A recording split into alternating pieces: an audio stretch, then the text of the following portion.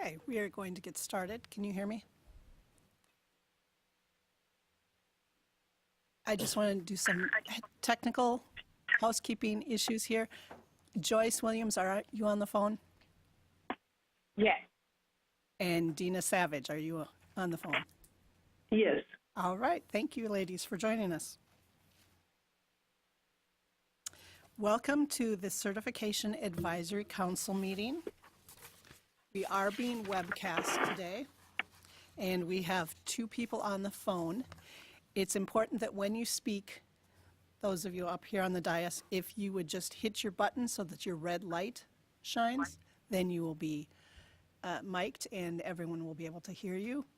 And on the phone, if you could identify yourself when you're speaking, that would also help with our webcasting. Our coordinating board staff who will be present here today, I am Kathy Mayert. I'm Special Projects Director for Academic Quality and Workforce Division. My left is Paul Schuler, Program Director in our division, and we will be joined shortly by Rex Peebles. He is our Assistant Commissioner, and Gary Tomerlin, our Deputy Assistant Commissioner, may also join us.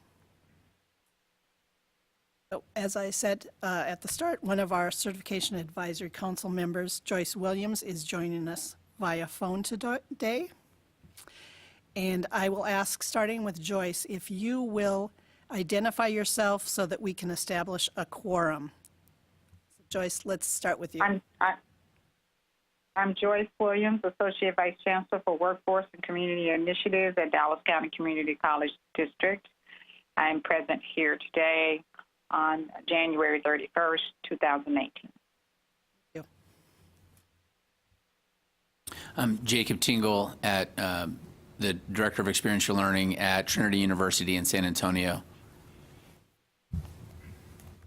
I'm Hua Li, Associate Professor in Mechanical Industrial Engineering from Texas A&M University, Kingsville. Thank you. Sarah Logan, I'm the CFO at Concordia University, Texas.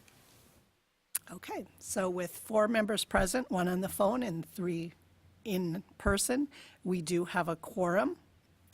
And at this time, I'm going to ask our visitors who are presenting today on behalf of Medicine College of Biomedical Engineering Technology and the site evaluation team to please identify yourselves as well.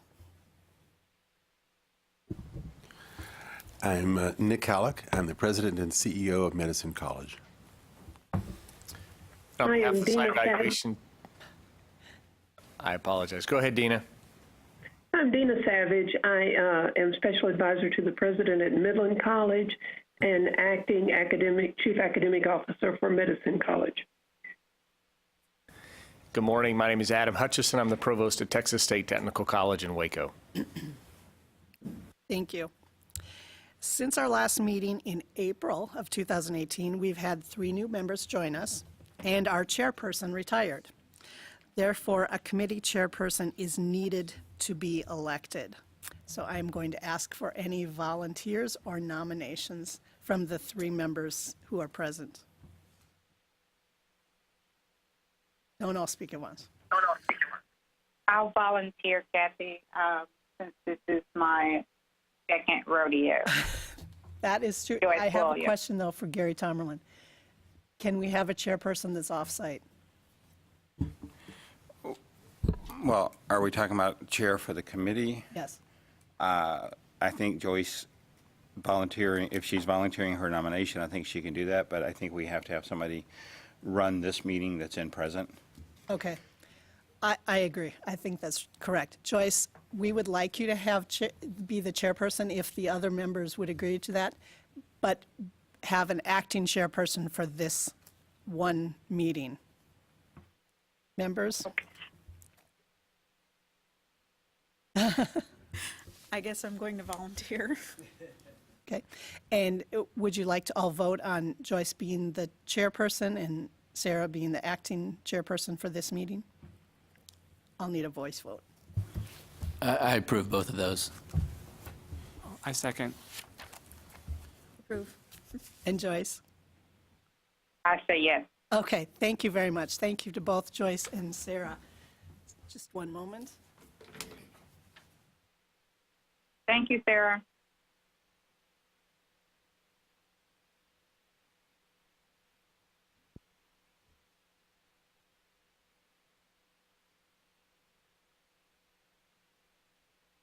So at this time, then I will turn it over to our acting chairperson, Sarah Logan.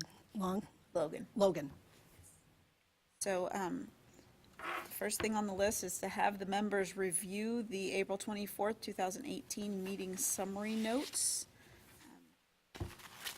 And if anyone has any revisions, which I guess would just be Joyce.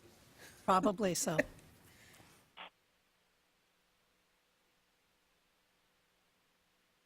Joyce was the only member who was actually at that April meeting. So Joyce, do you have any revisions? No, I do not. I've read it twice, and I don't have any revision. So I'll Someone ask motion. the chairperson to go ahead and move to accept the minutes. I second. Right, motion, seconded, passed. Have discussion. So, how do we usually structure? Would there be any discussion on the motion? Okay. Will there be any discussion on the motion?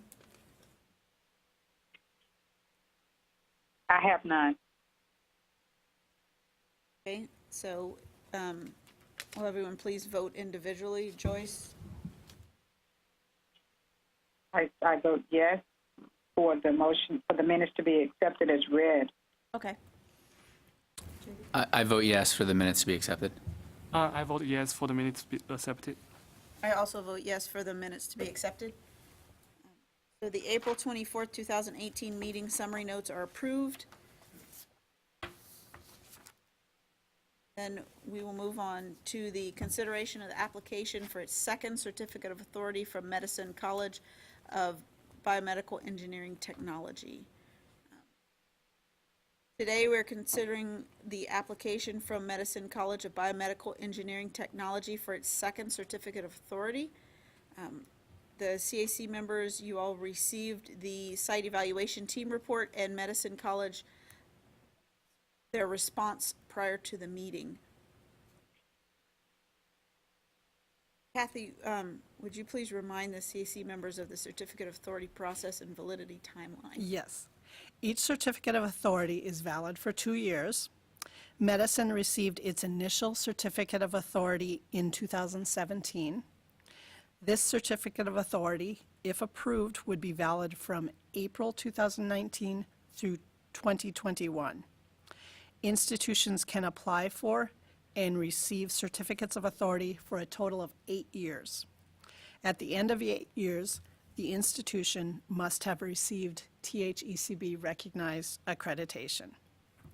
Just a reminder that certification by the state of Texas is not accreditation, but merely a protection of the public interest while the institution pursues accreditation from a recognized agency. The CAC makes a recommendation to the commissioner and to the coordinating board members. The commissioner can make his own recommendation, and then those recommendations go to the coordinating board at a committee meeting and then to the full board at a quarterly meeting. Mr. Halleck, would you please provide a 5 to 10 minute overview of the institution's degree program for which application has been made? Turn my mic on. Yes, thank you. So Medicine College is a post-secondary institution, educational institution, whose primary mission is to deliver high quality, accelerated, and specialty. Are you hearing me? Push it towards me. You're not hearing me. Is that better? Am I on now? Okay. Shall I repeat that? I was really concerned for Joyce. Joyce, can you hear me? Thank you. Okay. Yes, I can now. So I'll repeat Yes. that. So we are a post-secondary educational institute that provides, whose mission is to provide high-quality, specialized, and accelerated education as a rapid pathway to jobs and careers. So our primary mission then is our student success in providing them a pathway and placement into jobs and lifetime careers.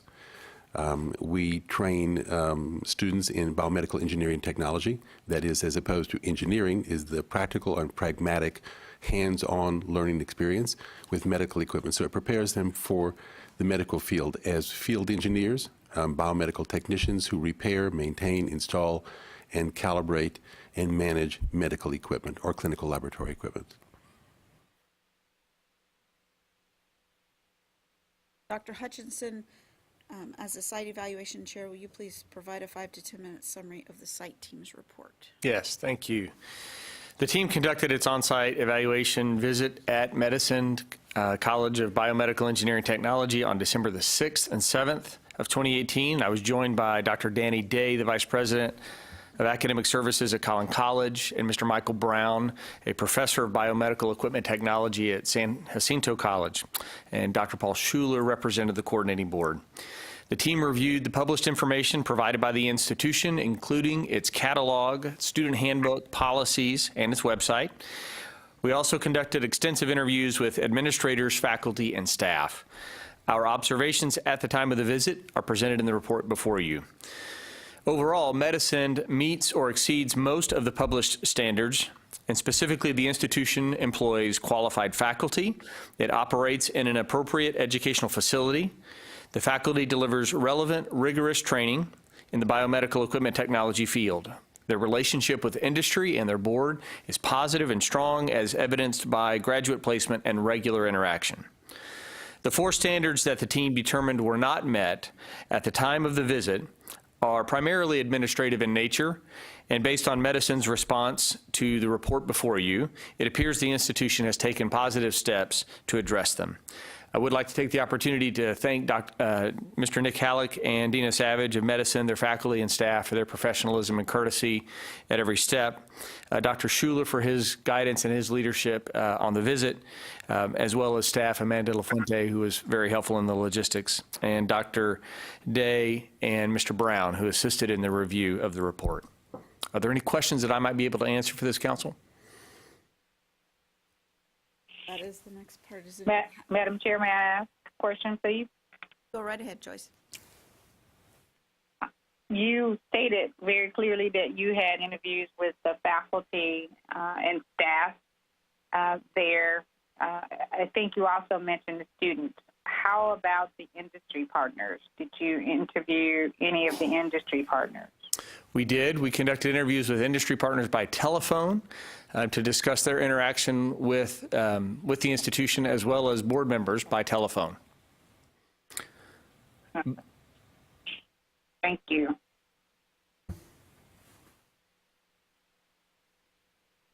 Else have any questions?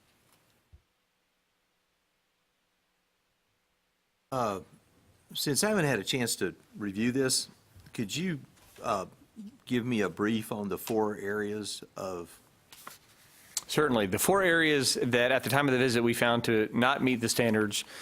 First was the absence of an employed chief academic officer. The institution indicated they were in process of filling that position. They did not, at the time of our visit, employ a chief academic officer. So that was issue number 1. The second was ongoing institutional assessment. The institution presented an institutional assessment plan, but that plan had not yet begun at the time of our visit, though the plan was developed. The third issue was record keeping, specifically an off-site backup for record keeping. All of the records were kept on-site, and a secure storage off-site was not available at the time of our visit. And finally, under student services, the institution at the time did not have any published information regarding the accommodation of students with disabilities, either an intake process, a management process, or a notification process to those students.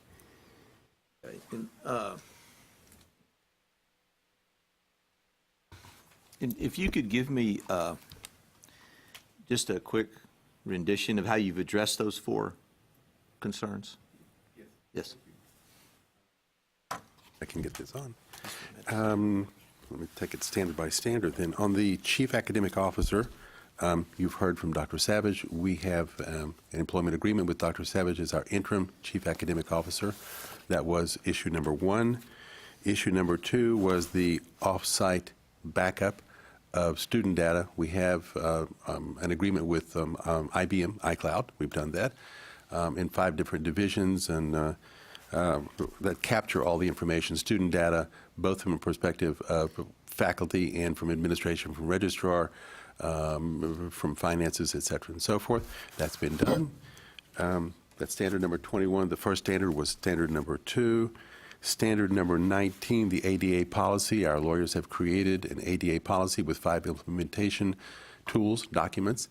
The application, the process is an application, notification of technical requirements, medical records, medical evaluation, and then a letter of approval or accommodation to the extent that we can accommodate them per their qualification. That's standard number 19. Institutional assessment plan. As Dr. Hutchison said, we had an institutional assessment plan in place, but we had not started the implementation process. We have now done a number of things to address those that implementation process.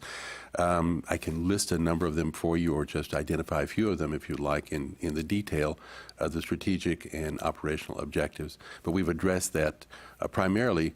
We have submitted a budget plan and the assessment plan to our board, and in a written consent, they've approved that for the following year, which will be the basis of the year after on a cyclical annual basis. We've addressed at least 1, if not 2, of the individual detail items in the 5 different sectors of detail, strategic and operational objectives. And has that information been made available to the committee? And on the first issue of the chief academic officer, you have an interim in place. So what are your plans for a permanent? Our plans over the next year will be to replace interim with a permanent chief academic officer. But for the moment, we will extend that.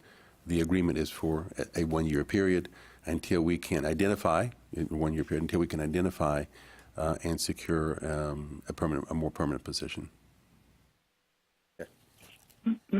Madam Chair, I have a few questions as well. Go ahead.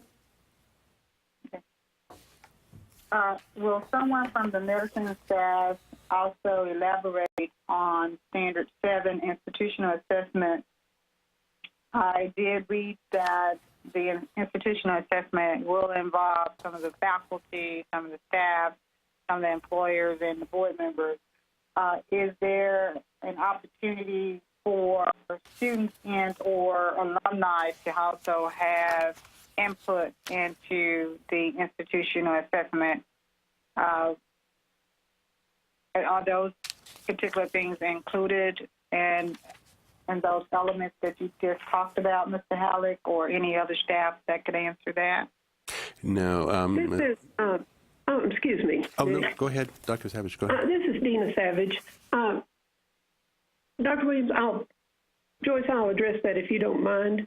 When we designed the assessment process, we basically broke institutional planning and assessment into 3 levels. There's institutional, then assessment and planning at the program level, and then assessment of student learning outcomes and improvements based on that. The student input piece and the advisory piece, employer piece, excuse me, I'm fighting a cold. The student feedback and employer feedback piece are incorporated into program level evaluation, which then rolls up into this institutional effectiveness and gets reported to the board too, if that makes sense. Program evaluation is a component of institutional planning and evaluation, and program evaluation includes a student survey, a graduate survey, and employer survey. Thank you, Dr. Savage. I just did not see it clearly laid out that way, but you are right. Those are appropriate things to bear, and I just wanted to make sure that medicine understood and had that included. My second one is on Standard 19, the academic record. I do understand that you have an off-site backup now that's been put in place. Can you tell me the length of time that you will keep documents on file that are academic records for students? Is there a process in which your catalog for students to be able to graduate based on curriculum changes and all of that, is there a set time on that as well? And that may be an answer that's from your chief academic officer, or that may be an answer from medicine. But how long will those records be there? And also, is there a process in place where students can look at the catalog and still be graduated and can still complete their associate's degree based on the catalog date and time, or is there a restriction? Let me see if I can answer that in a progressive way. We started keeping records in 2014 when we became certified by the Texas Workforce Commission, so we don't go back further than that period where we were first certified as a career school and college by the Texas Workforce Commission in 2014. We keep all of those records so they're in perpetuity. We have started to put up all the catalogs that are annual catalogs in access on the website and make them accessible to the students from that date forward. So they'll see on the website and they'll have in access, and we will keep records of the catalogs that we presented for certification and approval by the Texas Workforce Commission through the process of the Texas Higher Education Coordinating Board from 14 through current. 2 of the years, 2017, 18, 19, should be on the website now, and the prior catalogs of 14, 15, 16 will be up shortly, but they are accessible to the students. Does that? And I'll add, Chair Williams, that on the publication of a catalog and a student's ability to graduate under catalog, we're in discussion right now on the limitations on that. Because of the compact format and intensity of this curriculum, we are inclined to allow students to graduate under a catalog within a 2-year period, rather than what we might typically see at a 2-year institution, a 4-year period. And we have to keep in mind that students wouldn't necessarily be able to stay enrolled during that time, but we feel like it would be reasonable if a student had to leave us and come back, at least they would have 2 years to complete that associate degree. We're considering going to 3, but this curriculum is very intense and changes a lot. The technology does very rapidly. So it's not finally decided yet. It'll be published in the next catalog.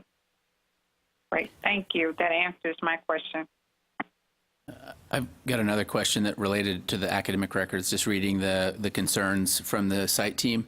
Can you talk a little bit about how you're going back and digitizing previous records in order to put them in the cloud, or what the plan for, again, just reading through the concerns, about if there was some kind of catastrophe to existing student records in particular, not catalogs, but student admissions data and all those kinds of things. Right.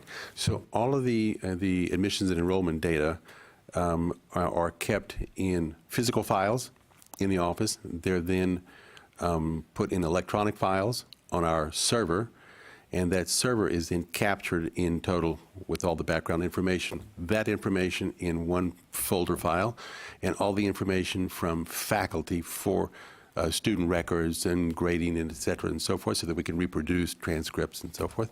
All of that is kept in a separate file and then captured once a week, upload automatically to the IBM cloud. Great. Perfect. Thank you. Mm-hmm. I have a question about Standard 5, the financial resources and stability, given that you have a unique concentration of tuition revenue, all from a federal agency. I understand you have a surety bond. Is cash flow an issue, having all of your tuition revenue coming from a single place, and knowing that those payment schedules can vary from month to month and year to year, and sometimes they're slower than others? What is the university's plan in conditions that would put you short on cash? The VA doesn't pay sometimes for months at a time. So we have not experienced that yet. We have a very good relationship with the VA. We usually get paid 2 weeks in advance because we are a block cohort. We're not extended out over a 2-year period where it's a rolling payment and a rolling certification plan. We have one certification is typically in advance of the block cohort beginning. Okay. Our experience has been that we typically, so I can't say that will always happen, but our experience is very good with the VA. We usually get paid, we have been paid in advance of our cohort block class beginning. As a backup, we have also two actual loan guarantees from 2 different banks to supplement cash flow. Another question related to that may have to do with an admission. Is it an understood admission standard that your students will be VA beneficiaries, or is that just the way it happened? Could you explain that a Just little? a question. So if all of your tuition revenue came from VA, can I follow from that those are the only students that you're recruiting? Oh, no. It's an open policy. We're recruiting undergraduates. We have in the past and recurring students from international locations from developing countries. Those are contractual students with major multinational corporations, and it's a balance of veterans, undergraduates, and international students. It's primarily, at the moment, the concentration is on the veteran population. Okay, thank you. I have a question about the interim CAO. You provide a letter, and can you give a brief description about his or her background, qualification to serve as interim CAO? Dr. Savage? Yes. I think I'll defer to Dr. Savage to respond to that, Sure. if you would. I am Dina Savage. I am the interim CAO for Medicine College. I have a Bachelor of Science degree in English, an MED degree in Child Development, and an ED degree in Higher Education Curriculum and Instruction. I am employed full-time, in addition to my work at Medicine College, with Midland College, where I've been employed for 36 years. During that time, I have overseen our career and technical programs. I've served as an Associate Vice President of Instruction, and I currently serve as Special Advisor to the President. I'm over all of our accreditation activity and our institutional assessment and planning activity. Thank you. I have another question about the ADA policy.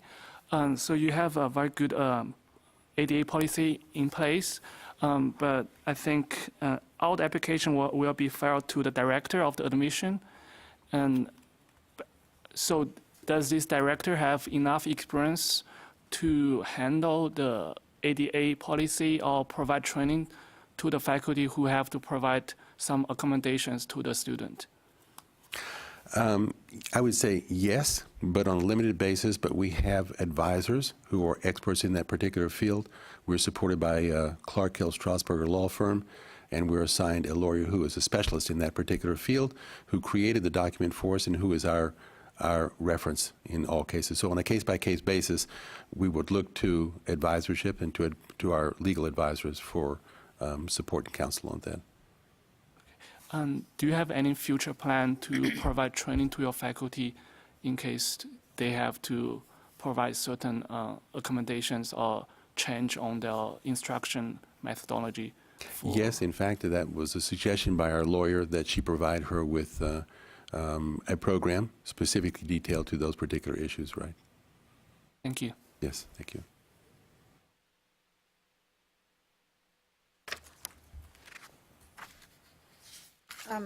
Have there been any updates since the site visit on what Medicine is doing to secure recognized accreditation through the ACCSC? No. Were there reasons that Medicine decided to seek ACCSC accreditation over ACCET? Yes. ACCET is primarily ongoing education. They have a very small percentage of degrees their primary focus is ongoing education and not degree-based. And ACCSC has a much higher, they have higher education, graduate level, bachelor level, and associate level in a larger percentage. We thought that it would be a better fit, a better environment for us to be in an agency that had and handled and deals with on an ongoing basis degree levels. It appears that you, Mr. Halleck, are listed as both the CEO and a trustee. Is that correct? That's correct. How would the Board of Trustees evaluate you as CEO if you are both CEO and a trustee? Recuse myself.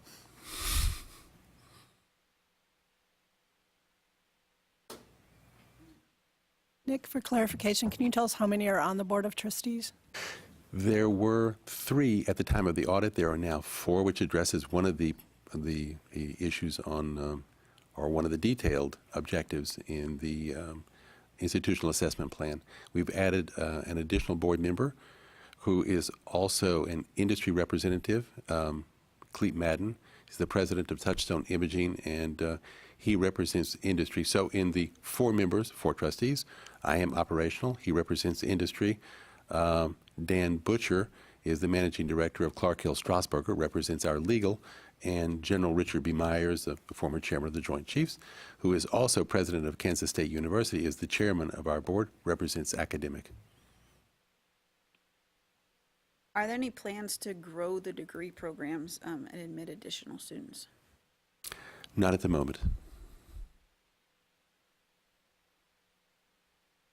Have any students expressed frustration about or had difficulty completing their general education credits at Mountain View College instead of at Medicine? Instead of at Medicine, we don't offer general education. Right. We So have a has that been an issue for students to do their? No, not particularly.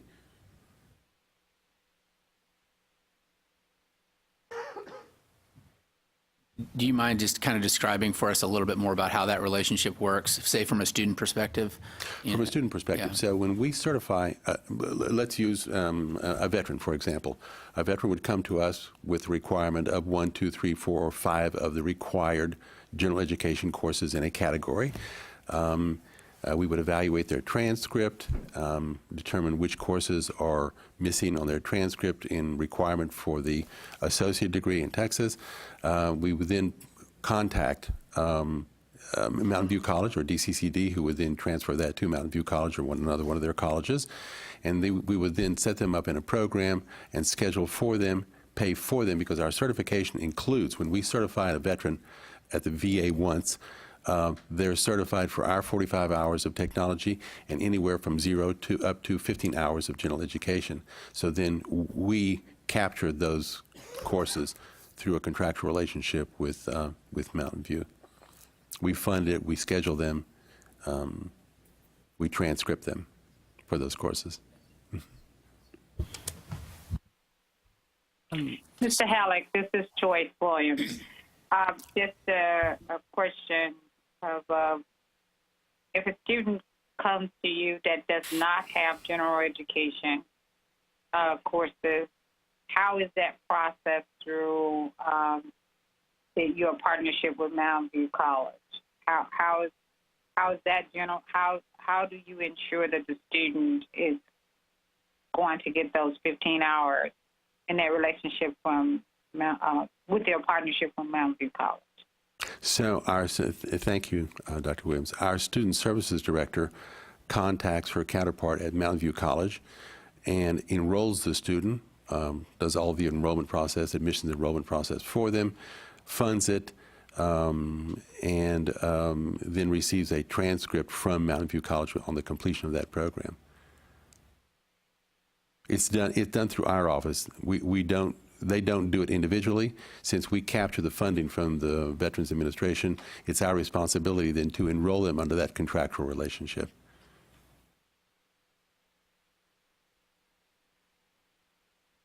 Was there more to that question? Thank you. I was just wondering because you spoke to the veteran side, but there are also some veterans that may not have any general education courses, nor or students that come to you without general education. And since I did not know and am not directly involved in that process, I wanted to have a clarification based on what questions that one of the council members asked. Thank you so much. Thank you. I have a follow-up question about the ADA policy. So do you have any procedure to make the software you are teaching fit into the disability policy? I think, correct me if I'm wrong, I think there's a state law now for new software have to meet certain standard so that a student with disability can also use the software. At the moment, we do not. We do not have any adaptable software. The software that we have that they are trained on or that they use is primarily in the management of the equipment, the management of the software equipment. It's not a separate, independent, freestanding software. If we train them on software specific, it would be in a networking program, and that networking program is a standard A++, or it's not our program. It's just a networking program that we train them on. And to my knowledge, it's not adaptable. And if it is adaptable, we don't have that process for making it adaptable. So far, we have not had any students apply to us with any ADA disabilities or reach out to us with any of the disabilities that would cause us to have to identify those issues or make accommodations. But as far as I know, we don't have adaptable technologies or don't have technologies that would require any adaptation or accommodation. Thank you. So just out of curiosity, where is your campus located in relation to Mountain View? We're both in Dallas. We are in North Dallas, in the Belt. Mountain View is... I know where Mountain View is at. I Yeah. was a student there for a couple of years. Oh.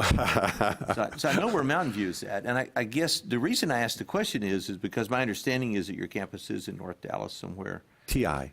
We're just behind the TI I know where campus. TI is at in North Yep, Dallas. just behind the TI campus.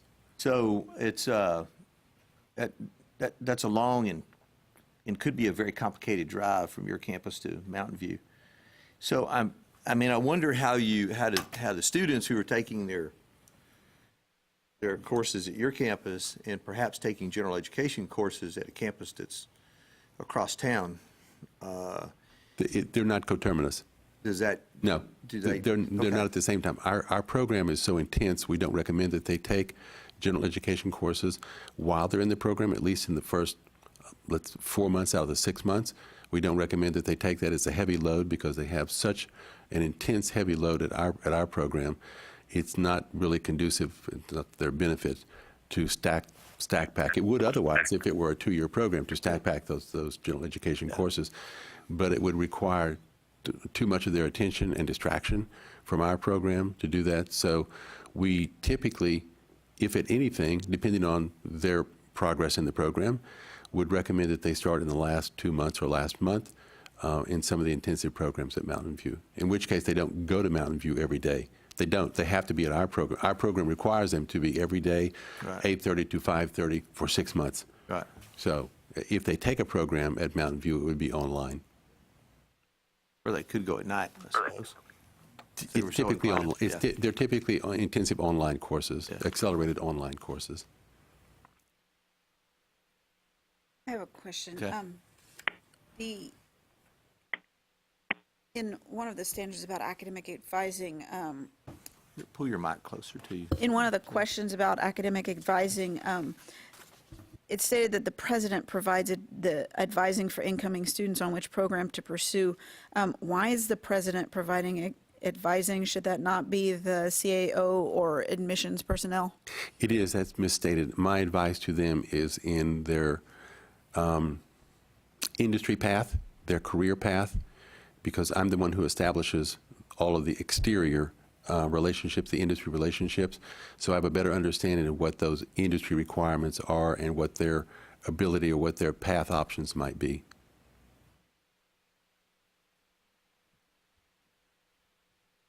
I have actually just a related question to that. Are those the 8:30 to 5:30 p.m. 6 months? Are they physically present on campus, or is there some work?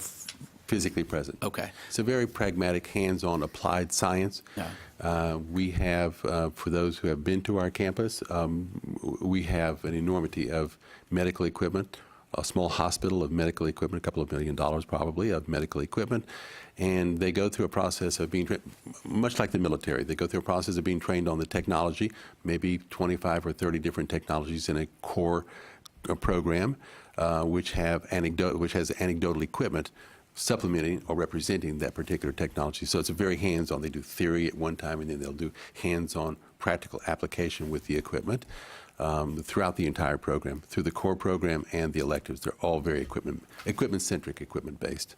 And then the engagement with industry partners would be post-graduation, or, I mean... Correct. Okay. Thank you. Yes, most of them have jobs before they leave, fortunately. Yeah, thank yes, you. in principle, post-graduation.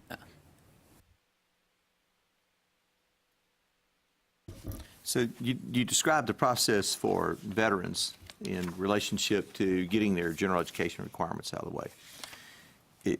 How does the process work for a non-veteran? The same. Okay. The same process.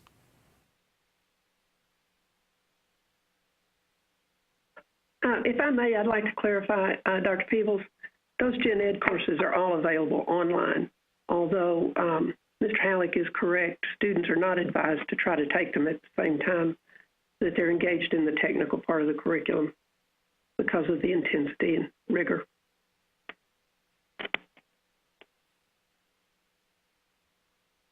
I have a question about the evaluation plan you provide in the response. One of the expected outcome for academic partnership is target Kansas State University. I'm just curious why it's Kansas, not somewhere in Texas. Good question. Kansas State uniquely has an engineering school, a prominent engineering school, but they uniquely have a polytechnic campus, an applied science campus. General Myers is also the president of Kansas State, so there's a natural linkage there with General Myers, who is our chairman of the Board of Trustees. But more importantly, they have a fit-for-purpose, sort of a neat fit with our program, in that it is an applied science polytechnic campus. So they have robotics and mechanical engineering, electrical engineering, IT management, all those degrees that fit neatly. They also have a Bachelor of Applied Science, which is unusual. So our program fits very neatly into that campus program and to their initiatives. The objective is to transfer our school or license our school, our curriculum, to the Kansas State Polytechnic campus and stand up a school there. Thank you.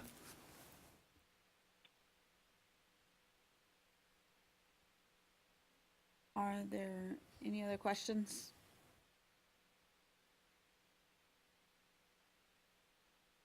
Does the site team believe that the standards have now been met and that they are satisfied with the applicant's response?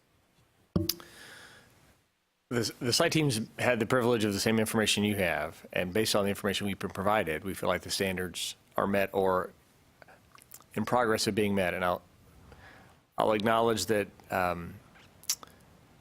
I know Dr. Savage, we don't have her credentials, so your question about the specific credentials of the Chief Academic Officer is appropriate. We've not reviewed those credentials. I don't have any reason to doubt the integrity of the presented information from medicine.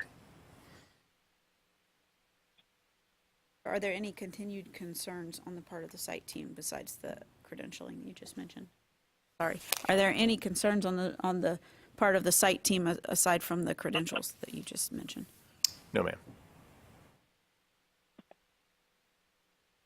The CAC is tasked with making a recommendation to the commissioner and the coordinating board regarding the current application.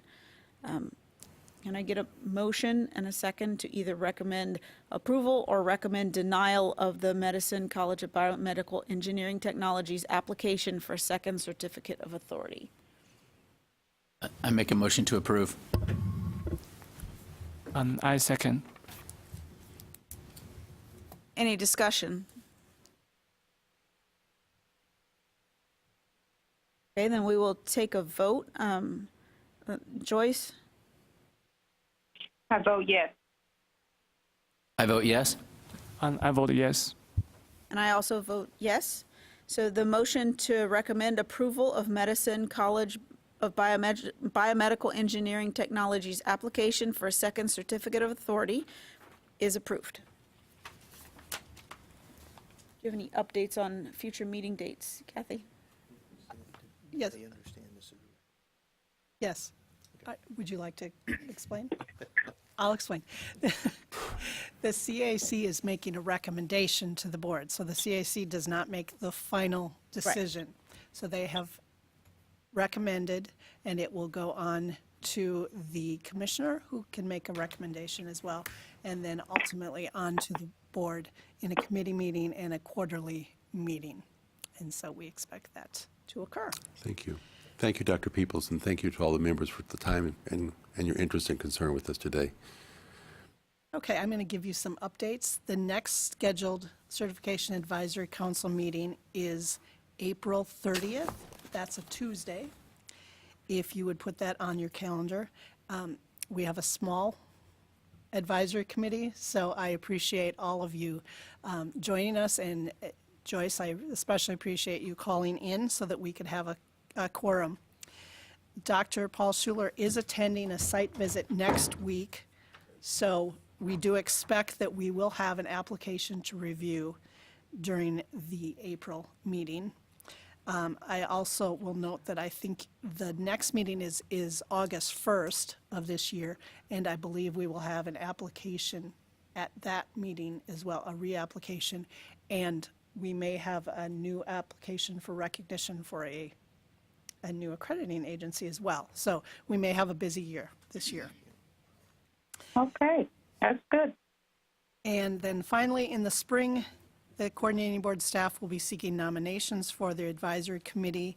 At that point, 3 of our members will be finishing their 2-year term, and so we will be looking for 2 members from a public institution of higher education and 1 member from a private institution of higher education.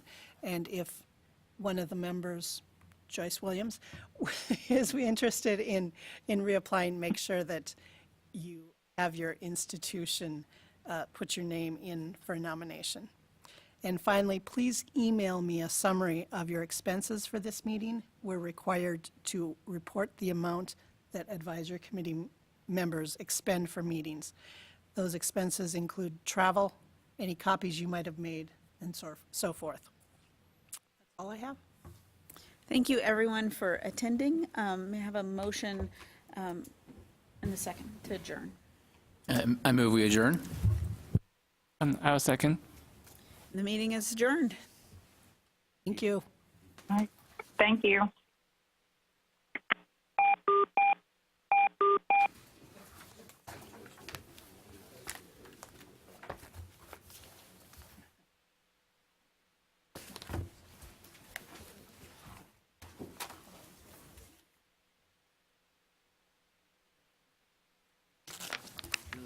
Nice to meet you. Thanks for stepping up today. It is what it is. They probably heard nothing I said, but that's okay. Oh.